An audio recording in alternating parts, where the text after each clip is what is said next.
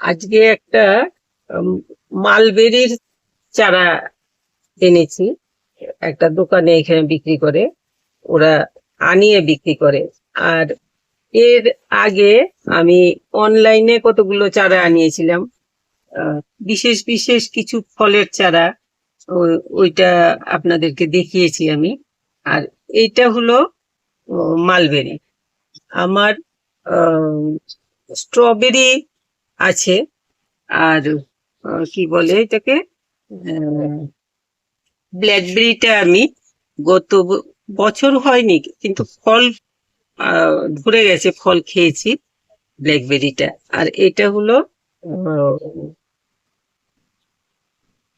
ওহ, কালো মেয়ে। তো এটা হলো মালবেরি। বেরি জাতীয় ফলগুলো আমাদের খুব উম, খাওয়া দরকার, উপকারী। অনেক রকম অনেক কিছু থেকে এগুলোতে তো অনেক রকম ভিটামিন সোর্স আছে। তাছাড়া এগুলো ক্যান্সার, তারপর হাই কোলেস্টেরল, তারপর কি বলে এটাকে, ডায়াবেটিস, এইসব সবকিছুর, কিন্তু সবকিছুর জন্য প্রোটেকশন হয়ে দাঁড়ায়। এত ভালো এটার আহ, কার্যকারিতা আর কি। তো সেই জন্য আমাদের এইগুলো টবে করা যায়। টবে করাটা এত বিশেষ কঠিন ব্যাপার না। তাছাড়া আমি বলবো আরো কিছু, যেগুলো নাকি এই বেরিতে, আমাদের বেরি জাতীয় ফলে আমাদের অনেক উপকার হয়। আর এই গাছগুলো খুব অল্প মেনটেনেন্সে ভালো হয়। আমার ব্ল্যাকবেরি গাছটা এইরকমই ছোট্ট একটা এইরকম চারা এনেছিলাম, এটা এখন অনেক বড় হয়ে গেছে, ঝোপালো হয়ে গেছে, ওখান থেকে দেখা যাচ্ছে অন্য গাছের শেডে পড়ে গেছে। যে ব্ল্যাকবেরিটা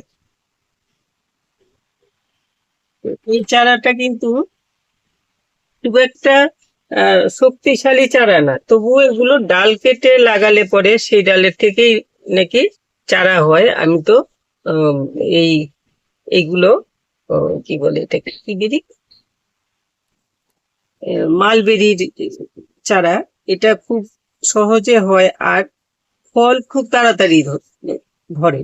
কিন্তু আমি দেখতে পাচ্ছি এই যে ডালটা লাগিয়েছে, যে ডালটার মধ্যে গ্রাফট করেছে, এটা কিন্তু ইয়ে না, এটা একদম ডালটা খুব শক্তি কম, কচি ডাল। মেচিওর, ভালো মেচিওর ডালে যদি করে, তাতে কিন্তু গাছ তাড়াতাড়ি ফল হয়, আর গাছটা একটু অনেক তাড়াতাড়ি আহ, ইয়ে নিজে নিজে অনেকটা সতেজ হয়ে উঠতে পারে।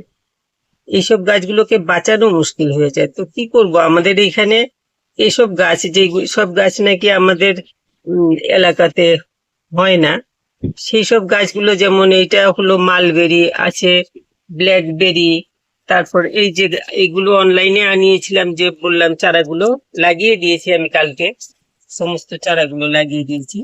এগুলোর মধ্যে আছে পার্সিমন আছে, তারপর অ্যাভোকাডো আছে, এই যে মিষ্টি পার্সিমন, আহ, কামরাঙা আছে, তারপর কি গোল্ডেন, কি যেন বলে এটাকে, আতা যে, ওইটা আছে, তারপর হলুদ ড্রাগন আছে। সবকিছু মিলিয়ে এগুলো সব লাগিয়ে ফেলছি কালকে। এগুলো অনলাইনে আনা চারা, কিন্তু অনলাইনের চারাগুলো আমার মোটামুটি ভালো শক্তিশালী চারা।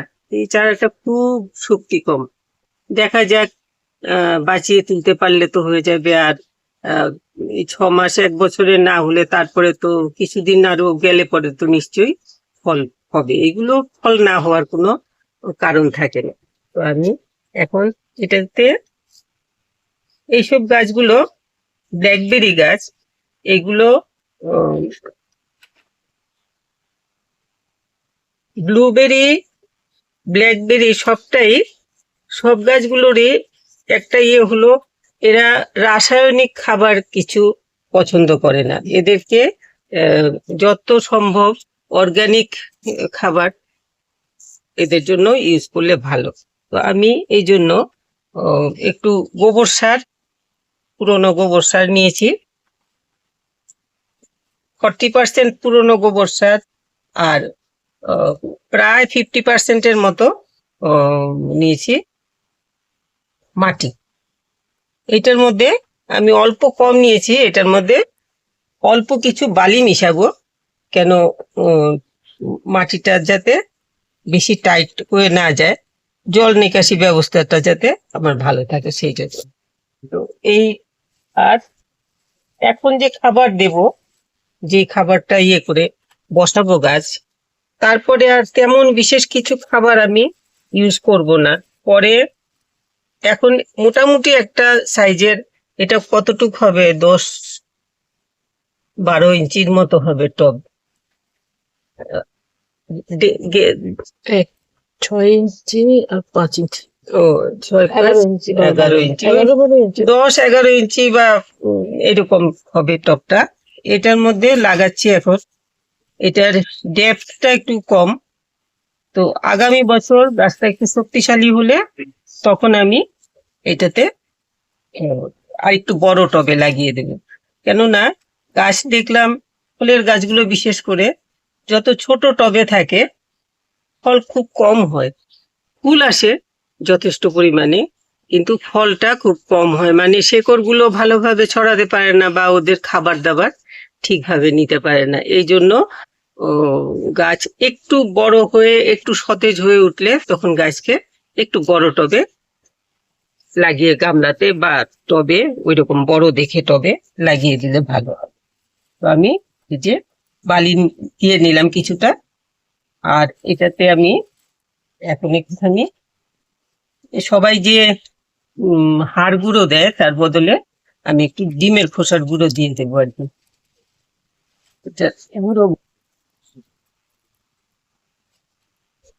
ডিমের খোসার গুঁড়ো দিয়ে দিলাম। আর অল্প ফুল, সর্ষের খোল দিতে পারলে ভালো হতো, কিন্তু এখন দেব না, এখন এক বর্ষার সময়টা তো, বৃষ্টিতে সর্ষের খোলটা, আর এক্ষুনি দিয়ে এক্ষুনি গাছ লাগালে এগুলো থেকে যে ঝাঁজটা ওঠে ওইটাতে গাছের ক্ষতি হয়ে যায় অনেক, এই জন্য এখন দেব না। পরে গাছ একটুখানি স্টেডি হয়ে গেলে তখন সর্ষের খোল ভিজানো জল অন্য গাছে যখন দেওয়া হয় তখন এই গাছেও চেষ্টা করব দিতে, অল্প অল্প, মাসে 1-2 বার দিয়ে দিলে ভালো হবে। এমনিতে আর ততটা বিশেষ কিছু দেব না এটাতে। আর অর্গানিক যা কিছু সার আছে, কিচেন কম্পোস্ট বা ভার্মি কম্পোস্ট, তারপর গোবর সার, পাতা পচা সার, এইগুলো সমস্ত এটাতে আমি ইউজ করব, তাহলে গাছ কিন্তু ভালো হবে। আর এই গাছ বিশেষ করে একদমই যে ইনঅর্গানিক খাবার দাবার এগুলো এই গাছের পছন্দ না, একদমই পছন্দ না।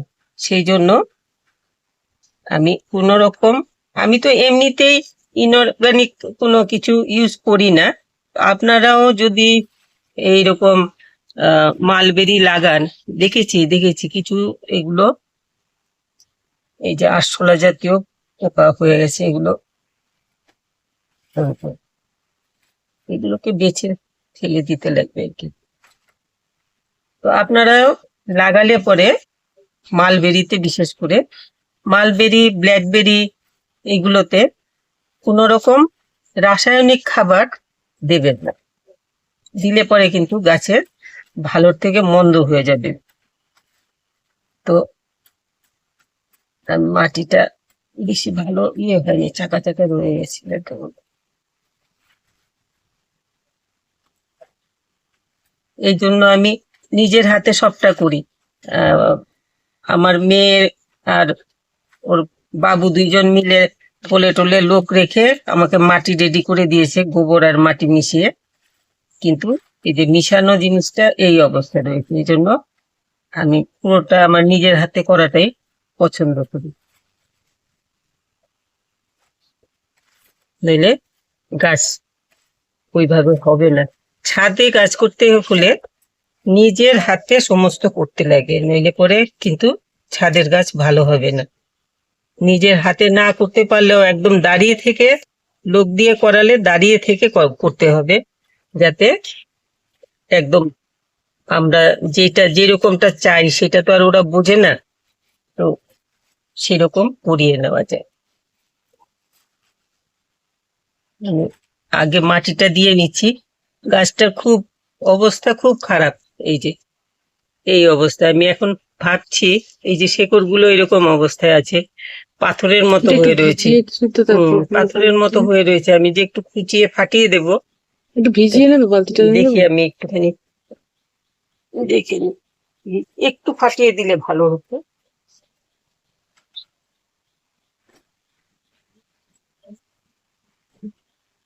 একটু ভিজিয়ে নিচ্ছি, দেখি ভিজিয়ে নিলে বোধ হয় ভালো হবে। পাথরের মতো হয়ে রয়েছে। এইটুকু চারা, এটার দাম 200 টাকা। এত এখানে ক্রাইসিস আমাদের এই সমস্ত গাছের চারা।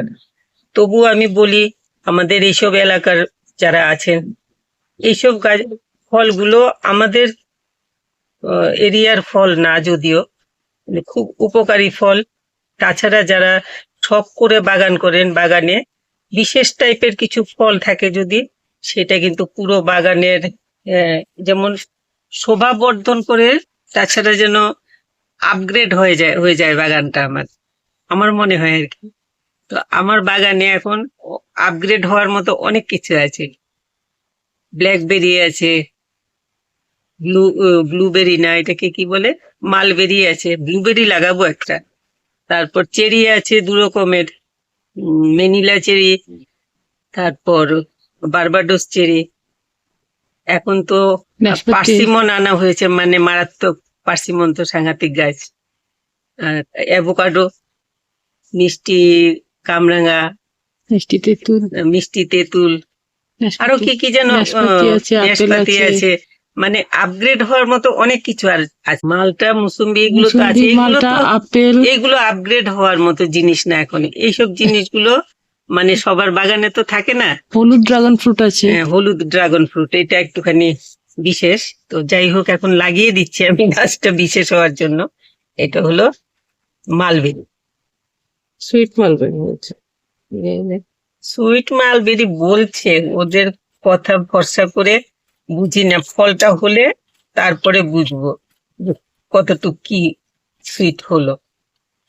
তো লাগানোর সময় ওই অর্গানিক যা কিছু ফার্টিলাইজার, যেমন ভার্মি কম্পোস্ট, কিচেন কম্পোস্ট, পাতা পচা সার, তারপর এই সমস্ত জিনিসগুলো, যে কিচেন কম্পোস্ট তো বললাম, গোবর সার, এই সমস্ত দিয়ে গাছটাকে যতটুক পারেন ভালো করে সুন্দর করে লাগিয়ে দেবে।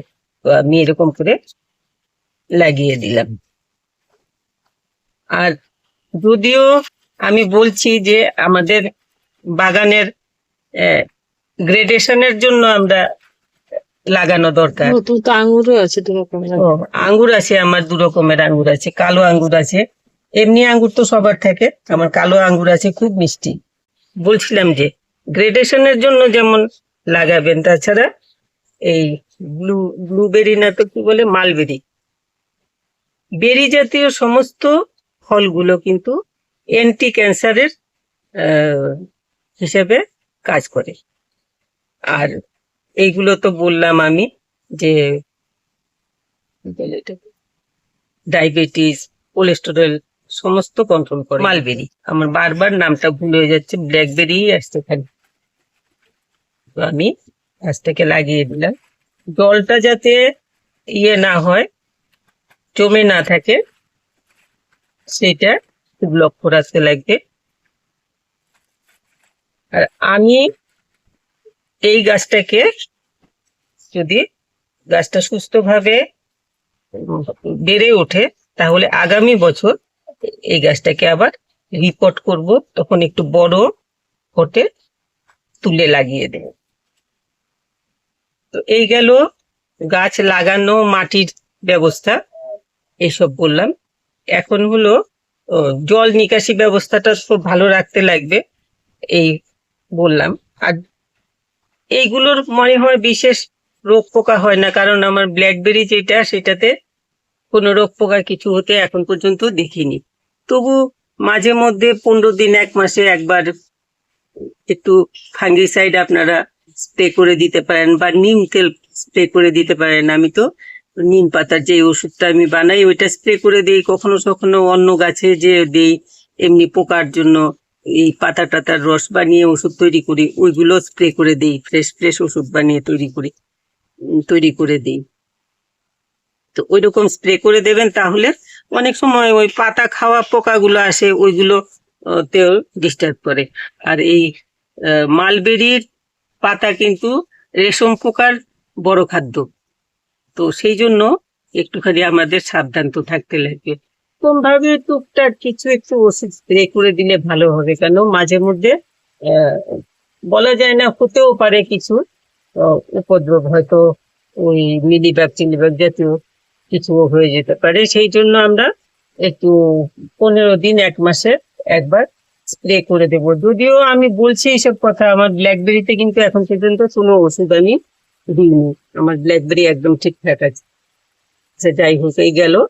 আরেকটা হলো, আপনারা একটুখানি কষ্ট করে স্কিপ না করে দেখবেন, এটা আমার অনুরোধ রইলো।